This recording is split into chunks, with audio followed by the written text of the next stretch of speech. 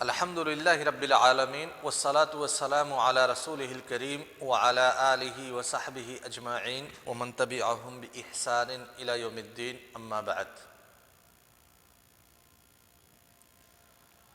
ششماہی امتحان اور پھر اس کے بعد چھٹی، ایک ہفتے کی چھٹی کے بعد آج کا یہ پہلا درس ہے۔ ہم ششماہی امتحان سے پہلے جس جگہ پہ رکے تھے تفسیر موضوعی کے محاضرہ میں، وہ موضوع تھا زکوٰۃ پر دلالت کرنے والی آیات۔ قرآن مجید میں جب ہم دیکھتے ہیں ان آیات کو جو آیات زکوٰۃ کے موضوع پر گفتگو کرتی ہیں، ان آیات کو ہم ایک جگہ اگر اکٹھا کریں تو پھر بہت سارے ذیلی عناوین قائم کر سکتے ہیں انہی آیات کی روشنی میں۔ ایسا ہی کچھ عنوان ہم نے قائم کیا تھا اس سے پہلے، جس میں ہم پڑھ چکے ہیں کہ بعض آیتیں تو ایسی ہیں جو زکوٰۃ کے لغوی معنی پر دلالت کرتی ہیں، ہے نا شباب؟ بعض آیتیں ایسی ہیں جو زکوٰۃ کے حکم پر دلالت کرتی ہیں، یہاں تک ہم پڑھ چکے تھے۔ اس کے بعد انہی آیات میں جب ہم غور و فکر کریں گے تو کچھ آیات ہم کو ایسی ملیں گی جو اس نقطہ پر دلالت کر رہی ہوں گی کہ زکوٰۃ یہ صرف امت محمدیہ کے اوپر فرض نہیں ہے، یعنی زکوٰۃ ایک عبادت ہے اور یہ ایک اجتماعی عبادت ہے جس کا تعلق سوسائٹی، معاشرہ اور سماج سے ہے۔ تو ایسا نہیں ہے کہ اللہ تعالیٰ نے مسلمانوں کے اوپر کوئی بوجھ ڈالا ہے۔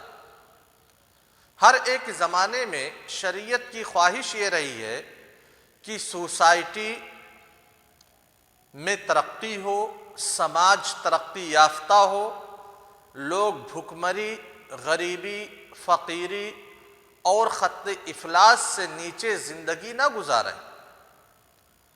ہر ایک زمانے میں شریعت کا یہ مطمع نظر رہا ہے۔ اسی وجہ سے اللہ تعالیٰ نے جیسے زکوٰۃ امت محمدیہ کے اوپر فرض کیا ہے، یعنی ہم مسلمانوں کے اوپر فرض کیا ہے، ویسے ہی زکوٰۃ ہم سے پہلے جو امتیں تھیں، بنو اسرائیل، ان کے اوپر بھی اللہ تعالیٰ نے زکوٰۃ کو فرض قرار دیا تھا۔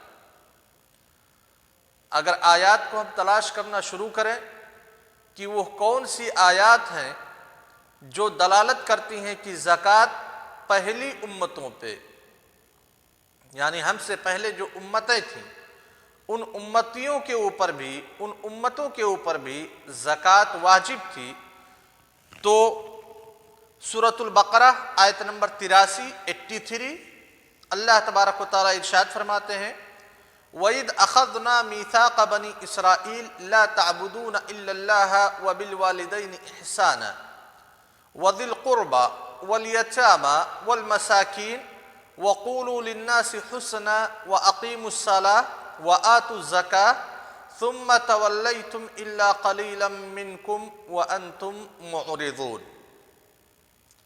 اللہ تبارک و تعالیٰ نے سورہ بقرہ کی آیت نمبر 183 میں بنو اسرائیل سے جو عہد و پیمان لیا تھا اس عہد و پیمان کا تذکرہ کیا ہے۔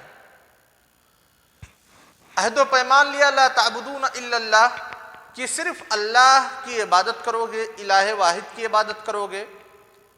عبادت کے جتنے بھی اصناف اور انواع ہیں، ان اصناف اور انواع میں اللہ تبارک و تعالی ہی کی طرف ان تمام اصناف اور انواع کا رخ موڑو گے، چاہے وہ ذبح سے تعلق رکھتا ہو، چاہے وہ اعتماد سے تعلق رکھتا ہو، چاہے اس کا تعلق قسم سے ہو، چاہے اس کا تعلق توکل سے ہو، چاہے اس کا تعلق تمہاری پریشانیوں سے ہو، تقدیر سے ہو، جو بھی عبادت سے متعلق مسائل ہیں ان سارے مسائل میں صرف اور صرف رجوع تم اللہ تبارک و تعالیٰ کی طرف کرو گے۔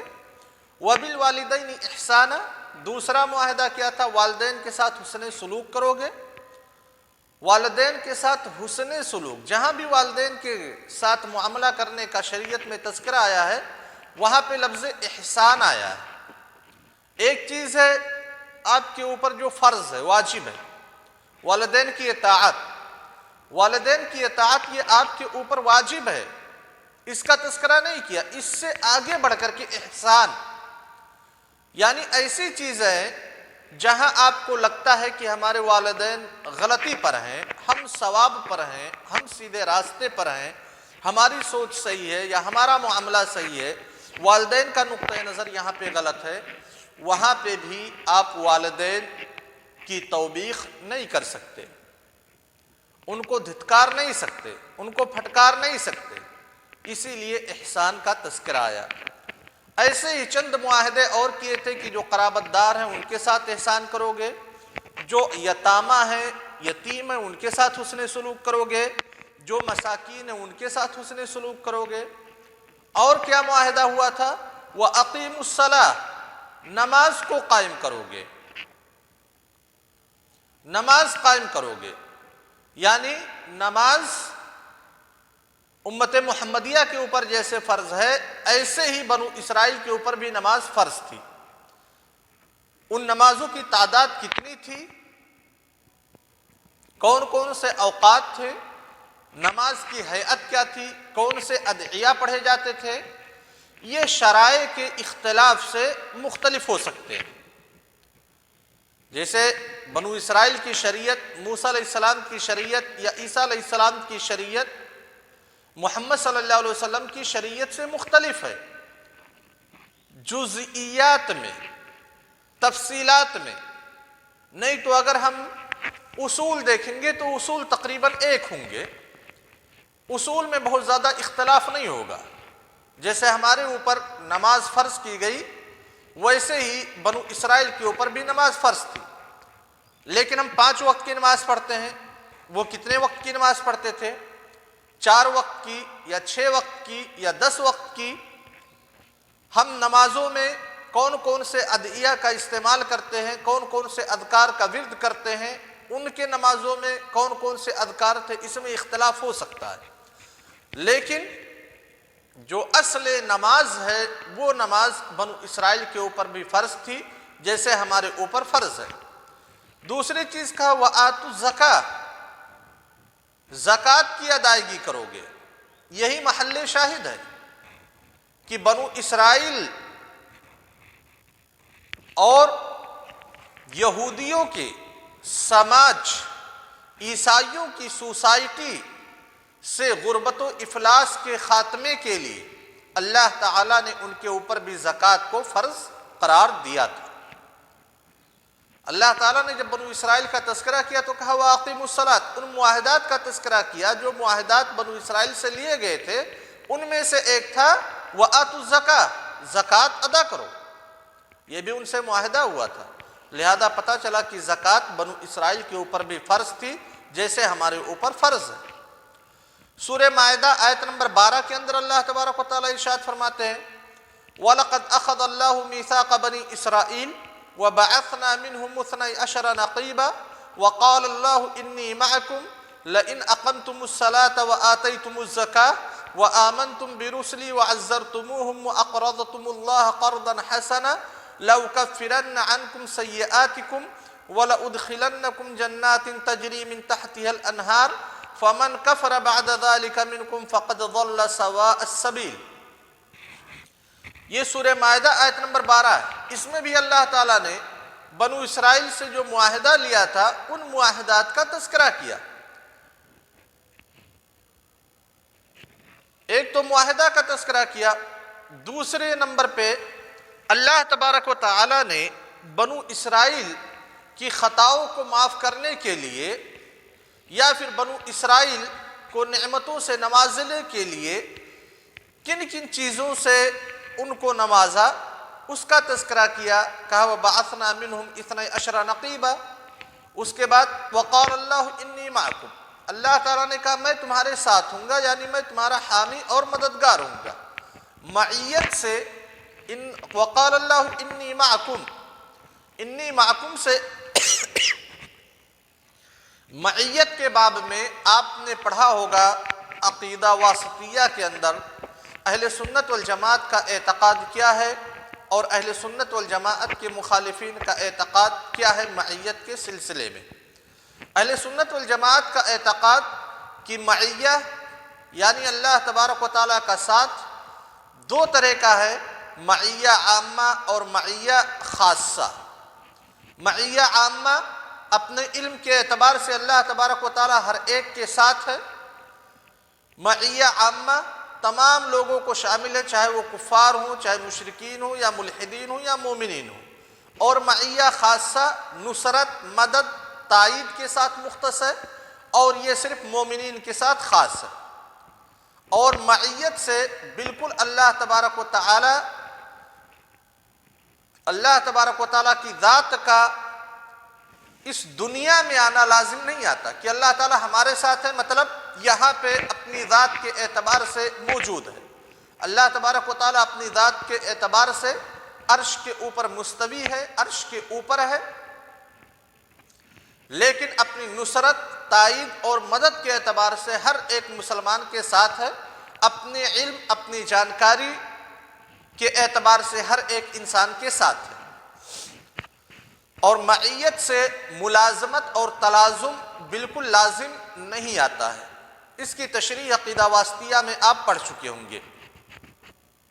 کہا وقال اللہ انی معکم لئن اقمتم الصلاة وآتیتم الزکاة وآمنتم برسلی وعزرتموہم واقرضتم اللہ قرضا حسنا لأکفرن عنکم سیئاتکم، کہ میں تمہاری نصرت و تائید میں، میں تمہاری مدد میں اس وقت تک رہوں گا جب تک تم لئن اقمتم الصلاة، جب تک کہ تم نماز کو قائم کرو گے، زکوٰۃ ادا کرو گے۔ محل شاہد یہی ہے کہ گویا اسلامی شریعت سے قبل یعنی محمد صلی اللہ علیہ وسلم کی شریعت سے پہلے جو شرائع گزر چکے ہیں، ان شرائع کے اندر بھی زکوٰۃ فرض تھی۔ اللہ تبارک و تعالیٰ نے زکوٰۃ کو فرض قرار دیا تھا۔ ایسے ہی سورہ مریم کے اندر آیت نمبر 31، آیت نمبر 55 میں اللہ تبارک و تعالیٰ نے حضرت عیسیٰ علیہ السلام اور حضرت یحییٰ علیہ السلام کا تذکرہ کیا۔ کہا وَجَعَلَنِي مُبَارَكًا أَيْنَمَا كُنْتُ وَأَوْصَانِي بِالصَّلَاةِ وَالزَّكَاةِ مَا دُمْتُ حَيًّا۔ حضرت عیسیٰ علیہ السلام کے بارے میں وَجَعَلَنِي مُبَارَكًا أَيْنَمَا كُنْتُ، مجھے اللہ تعالیٰ نے بابرکت بنایا ہے، وَأَوْصَانِي بِالصَّلَاةِ، اور مجھے حکم دیا ہے۔ لفظ عیسیٰ کی نسبت جب اللہ تبارک و تعالیٰ کی طرف ہو اور اوصا یا وصا کا فاعل جب اللہ تبارک و تعالیٰ کی طرف ہو تو معنی ہوتا ہے امرا کے معنی میں، حکم دینے کے معنی میں۔ وَأَوْصَانِي بِالصَّلَاةِ، مجھے نماز کا حکم دیا ہے، وَالزَّكَاةِ، اور زکوٰۃ کا حکم دیا ہے۔ یہ کس کا قول ہے؟ حضرت عیسیٰ علیہ السلام کا قول ہے، یعنی حضرت عیسیٰ علیہ السلام کے اوپر بھی اللہ تعالیٰ نے زکوٰۃ کو فرض قرار دیا تھا۔ وَكَانَ يَأْمُرُ أَهْلَهُ بِالصَّلَاةِ وَالزَّكَاةِ وَكَانَ عِندَ رَبِّهِ مَرْضِيًّا۔ سورہ مریم کی یہ آیت ہے جس میں تذکرہ کیا گیا کہ اپنے اہل و عیال کو نماز کا حکم دیتے تھے، زکوٰۃ کا حکم دیتے تھے۔ یہ کن کا تذکرہ ہے؟ ظاہر سی بات ہے محمد صلی اللہ علیہ وسلم کی امت کا تذکرہ نہیں ہے، نہ ہی نبی کریم صلی اللہ علیہ وسلم کا تذکرہ ہے۔ سورہ انبیاء آیت نمبر 73 میں اللہ تبارک و تعالیٰ نے ارشاد فرمایا وَجَعَلْنَاهُمْ أَئِمَّةً يَهْدُونَ بِأَمْرِنَا، بہت سارے انبیاء کا تذکرہ کیا۔ ان انبیاء کے تذکرہ کرنے کے بعد اللہ تعالیٰ نے کہا وَجَعَلْنَاهُمْ أَئِمَّةً، کہ ان تمام انبیاء کو ہم نے ائمہ بنایا، يَهْدُونَ بِأَمْرِنَا، وہ لوگ ہمارے حکم سے ہدایت طلب کرتے ہیں۔ وَأَوْحَيْنَا إِلَيْهِمْ فِعْلَ الْخَيْرَاتِ، اور ان تمام انبیاء کرام کی طرف ہم نے خیر کے کام کرنے کی وحی کی۔ وَإِقَامَ الصَّلَاةِ، نماز کے قائم کرنے کی وحی کی۔ وَإِيتَاءَ الزَّكَاةِ، اور زکوٰۃ دینے کی وحی کی۔ جتنے بھی انبیاء کرام کا تذکرہ کیا تمام انبیاء کی طرف منسوب کیا کہ ہم نے ان کو زکوٰۃ کا حکم دیا تھا۔ لہذا پتہ چلتا ہے کہ زکوٰۃ یہ صرف امت محمدیہ کے اوپر فرض نہیں ہے بلکہ اس سے پہلے جتنی امتیں گزر چکی ہیں ساری امتوں کے اوپر زکوٰۃ فرض تھا۔ ایسے ہی ایک آخری آیت سورہ بینہ کے اندر آیت نمبر 5 میں وَمَا أُمِرُوا إِلَّا لِيَعْبُدُوا اللَّهَ مُخْلِصِينَ لَهُ الدِّينَ حُنَفَاءَ وَيُقِيمُوا الصَّلَاةَ وَيُؤْتُوا الزَّكَاةَ وَذَلِكَ دِينُ الْقَيِّمَةِ کہ ملت ابراہیمی میں ابراہیم علیہ السلام کی شریعت میں محمد صلی اللہ علیہ وسلم کی شریعت سے پہلے جتنے لوگ آئے تھے سارے لوگوں کو ایک ہی حکم دیا گیا کہ اللہ تبارک و تعالی کی خالص طور پر عبادت کرے، وَيُقِيمُ الصَّلَاةَ نماز کو قائم کرے، وَيُؤْتُوا الزَّكَاةَ اور زکوٰۃ کی ادائیگی کرے۔ تو زکوٰۃ کی ادائیگی چونکہ اس کا تعلق انسانی سوسائٹی، انسانی سماج اور انسانی معاشرے کی ترقی سے مربوط ہے، مرتبط ہے، اس لیے زکوٰۃ کو اللہ تعالیٰ نے ہر ایک امت کے اوپر فرض کیا تھا۔